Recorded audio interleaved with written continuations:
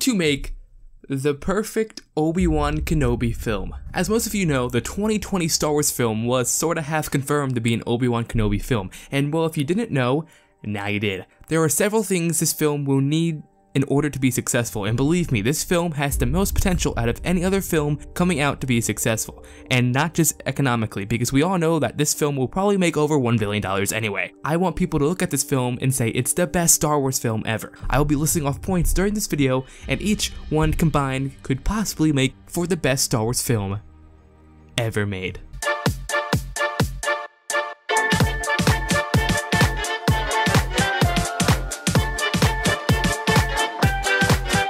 Easy point to be made, but if you are asking why, well, just ask yourself this. In the two films that have came out in the new Star Wars era, ask yourself if you can find one alien or creature from the original era and prequel era. Think long and hard, or just listen to me, because guess what? Not one alien from the original era, other than the Mon Cala and Celestians. Everything else is new. A part of this has made Star Wars too big. Would it have hurt to put one goddamn Rodian in Maz's castle? Because I don't think so. Or what about this picture of Canto Bight in The Last Jedi? Not one old alien is returning.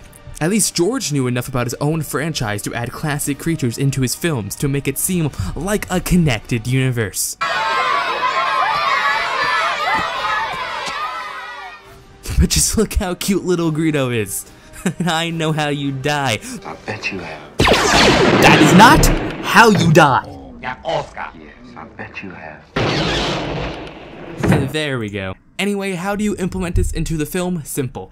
Give us classic creatures, show us good old sand people in the scene, maybe have some Jawas, or even this guy. They all seem like miserable aliens that would come to the same bar and drink their life away. Like, come on, is it that hard to make an old alien come back? Oh wait, it's probably so they can just sell toys of every new alien creature. But as someone who was a die-hard Star Wars kid who played with all the toys, I would still beg my parents to get the new version of a Jawa, even though I already have a classic Jawa from a re-release. So don't be afraid to bring back classic creatures. Just, I swear to God, if you give me some new BS alien from Tatooine, I'm just gonna go insane. Because we know what's located in that general area of Tatooine. Tusken Raiders, Hutt Pirates, Jawas, old wizards, old evil wizards that won't get over something that happened years ago, and boys who can bullseye womp rats with his T-16. That's Tatooine. Oh, for the love of God, I can't even name any of these species. Is that a werewolf in Star Wars? Why is there a giant slug that eats with his head? What are you, a Kmart ripoff Jabba the Hutt? What the hell is wrong with your eyebrows, lady? I can't handle this. What the fuck?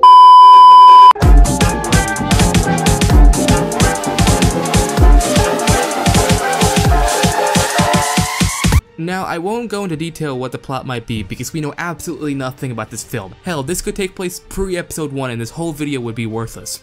But as an aspiring film director, I have studied multiple parts of film and literature. I will want to present to you what I think would make a really good Obi Wan Kenobi film. So, I'm gonna name you some things that I think would be interesting. Anyway, Act 1 should be Kenobi in his hut, Tatooine, meditating, attempting to talk with Qui-Gon but failing. Note, the last time we saw Yoda and Kenobi together, they talked about how Obi-Wan needs training in order to talk with Qui-Gon's Force Ghost, and considering this is next level Jedi training stuff that even Yoda had difficulties with, I'd imagine that it would take Obi-Wan a while to master it. So this would make the character of Obi-Wan have a learning arc in the film, trying several times to communicate with Qui-Gon but failing, and eventually when he does, it would be relieving to us, the audience, and the character. Anyway, back to the plot. And during his failed attempt with meditating, he feels a disturbance because sand people are attacking the Larstead from afar with snipers. Kenobi rushes out of meditation, runs over to his crate, opens it, and we see Anakin's lightsaber next to Kenobi's lightsaber. Note, in this shot, if I could personally direct it, I would make Kenobi's lightsaber dusty and worn, as if he hasn't touched it in a very long time, but have Anakin's clean and polished, signifying that Kenobi takes it out a lot to look back on the Anakin he knew, and to remember the good times that he had with him, and to remorse the fact that he is no longer Anakin Skywalker. Make Kenobi have a second of inner thought as he picks up his lightsaber, straps it to his belt, puts his hood over his head, and goes out to defend the Larstead. He would eventually kill them or scare them off. I mean, if we look back at the original Star Wars, when Kenobi scares off sand people, it is almost as if they knew him, and it's the very stuff from their nightmares. Obi-Wan must get that reputation somewhere. After defeating them, have Owen Lars walk out and just stare at Kenobi. Note, we know from the comics they are not fond of each other, so this would make for a dramatic scene. Anyway, Kenobi walks back to his hut. This is where it swipes to the antagonist of the film, and yes, Vader will be in this film, but only once. Pan up, revealing a lava planet. The first note of the Imperial March plays several times until a Star Destroyer flies into frame, which then starts the march. An unknown ship flies out of the destroyer's hangar bay and heads towards the fiery planet. Note, since Star Wars loves mimicking shots all the time, why don't they have this shot almost identical to the Anakin flying to Mustafar for the first time? Cause, you know. Again, it's like poetry, so if they rhyme, every stanza kind of rhymes with the last one. The mysterious ship is in front of Vader's castle, and the pilot walks out. He walks to the door, and that weird guy from Rogue One is standing there waiting for him. He guides the pilot to another room that we have not seen, which reveals Vader looking out a very large window on the fiery planet. Note, for the hardcore fans, I would make what he is looking at the same place where he fought Kenobi. Have the facility in the background, and have the place where the high ground won just visible in this frame. They have a short conversation where Vader asks the bounty hunter to find a man by the name Obi Wan Kenobi. And that's about it. I'm not going to go into detail of the conversation because that would take forever, and I'm just summing up major points that I think would make for a really good film. He flies off in his ship, and then it cuts to... Wait, wrong song. Better. Kenobi is at the cantina drinking. Note, in Star Wars Dark Disciple, Kenobi drinks a lot, so even now I'd imagine the regret and remorse he's suffering that he would treat himself to a drink once in a while. He gets up to leave, but suddenly he feels a familiar presence, a Jedi that survived? Quillen Vos. Note, so far Quillen Vos is alive. After Order 66, his whereabouts are unknown, and the amount of times he has defied the Council, I wouldn't be surprised if he did. Also remember that he fell to the dark side in the Dark Disciple novel, just like to foreshadow that. They meet each in relief and in confusion. They go back to Vos's place in town, and he tells how he survived and asks Obi-Wan how he survived, where Obi-Wan lies. This will come into play later. Now I'm going to skip ahead to the climax because I'm not here to tell you my whole fan fiction, just major points that would prove the story greatly. Kenobi is attempting to communicate with Qui-Gon again, and fails. After feeling a disturbance, the bounty hunter has tracked Kenobi to the Larstead. Note, in this film, I would have multiple scenes with the bounty hunter tracking down Kenobi. So it's not just he leaves and then finds him, I'm just summing up major plot points. Anyway, back to the plot. The bounty hunter has tracked Kenobi to the Larstead and now is interrogating them, asking where Obi-Wan is. Kenobi then engages the bounty hunter. They fight for a while and Kenobi is about to kill him until Vos runs into the fight, and the bounty hunter flees, knowing he can't fight the two Jedi alone. Then Vos starts to figure out that Obi-Wan is defending the boy, and then Vos senses how powerful the boy is in the Force and puts two and two together. Then Vos is consumed with fear, knowing the Empire now knows that the planet they are on, so Vos runs after the bounty hunter and Kenobi follows. And in short, Vos kills the bounty hunter and is consumed with fear, anger, and hatred of the Empire and begins to turn over to the dark side. And note, fear is the path to the dark side. Fear leads to anger. Anger leads to hate. Hate leads to suffering. And now, Vos argues with Kenobi, saying that for their well-being they must turn over the boy to the Empire or else they'll all die, and Kenobi can't allow that. Vos is becoming engulfed in fear and anger, until Vos breaks and begins to fight Kenobi. Kenobi doesn't have it in him to kill him, considering they are some of the last few Jedi remaining. But Vos defeats Kenobi and Vos starts running towards the Larstead. But then, Kenobi knows what he must do. Kenobi lunges forward and puts everything in him to kill Vos in order to save the future of the Jedi Order and to save Vos from himself. Then he does what everyone else does with the Jedi body, burns it and goes back to his home, looks down upon the Larstead. Then we see a young boy running around the sands of Tatooine flying a T-16 toy. Kenobi goes back into his hut and successfully communicates with Qui-Gon. Qui-Gon asks him a question. How is the Chosen One? And then the movie ends. Now all this is pretty much pulled out of my ass, so hopefully it's good. Anyway, enough of the fan fiction. This is just stuff that I would love to see in a Kenobi film. Anyway, let's move on.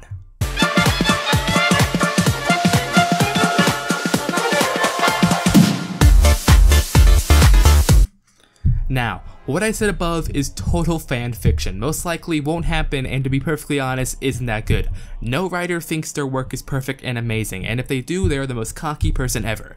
That is a quote from one of my favorite directors, Edgar Wright. Anyway, back to this. The perfect example of a film that follows an old and broken man is Logan. So what I would want is to take all the emotional aspects of Logan and make it Star Wars. Make him have nightmares, make him have PTSD, make us tell that Kenobi is an old and broken man without telling us with words. Show, don't tell. One of the most basic aspects of film. Show us. Make the audience tell that he is an old and broken man. Have certain scenes where he reflects on his past, similar to the shot that I talked about where he looks down upon Anakin's lightsaber. Anyway.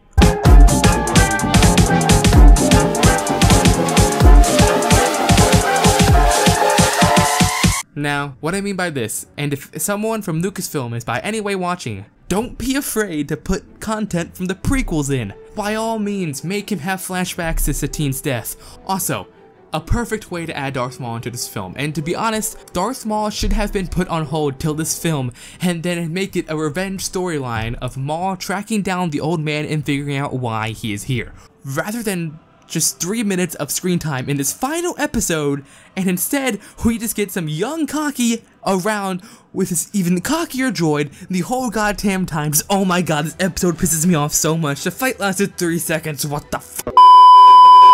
Anyway, add prequel content into this film and make it seem connected. The perfect example I can think of is that the old 6 films seem like Marvel's Agents of S.H.I.E.L.D. and then the newer ones feel like the Marvel movies. Same universe, that just never cross paths. And finally, the last point.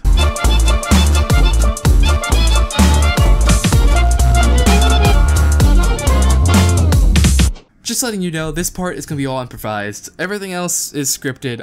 For my video essays, I do scripts, but everything else is just on the fly, improvised. But for this, I'm going to improvise it, because I just thought about it. I want to have Darth Vader in this film.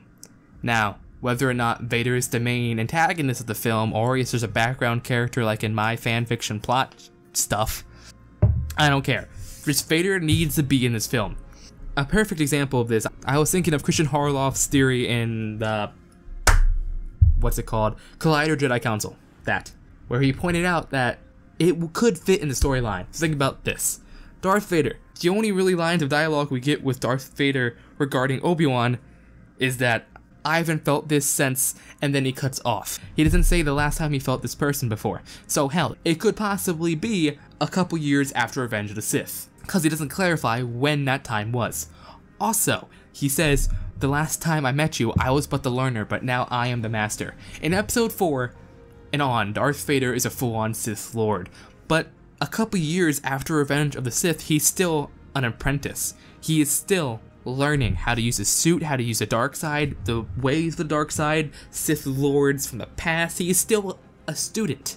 So if they fight 2 years after Revenge of the Sith, if the plot of the film is Obi-Wan runs off into the galaxy trying to bring back Anakin Skywalker to the light side because he can't wait that long for Luke to grow up, because he thinks deep down in his heart that Anakin is still the chosen one. So maybe he runs off into the galaxy, finds Vader, confronts him, and then tries to get him back into the light side. It would all still work. Vader is still an apprentice, and doesn't clarify when's the last time he spoke with him. Anyway, that's just another thing, completely just screwing up my little plot sideline. But to be honest, I feel like a Darth Vader antagonist film would be much cooler. The only reason I didn't add Darth Vader as the main antagonist is because I felt like a lot of people would get triggered by the fact that them fighting again would lessen their fight in A New Hope. Anyway, there are 5 points that I think need to be made in order to make the Obi Wan Kenobi film amazing. Anyway, if you are new to this channel, why don't you, the viewer, subscribe? I do a Star Wars daily channel, essentially. I have Star Wars Battlefront, I have Star Wars Rebels, I have Star Wars News, I have Star Wars Leaks, Star Wars Top 5s, just like this. Oh god, so yeah. Anyway, hope you all enjoyed the video. If you did, drop a like, last like, and all that good stuff. And if you are new, why don't you subscribe? for all things Star Wars. This is the First Order, signing out.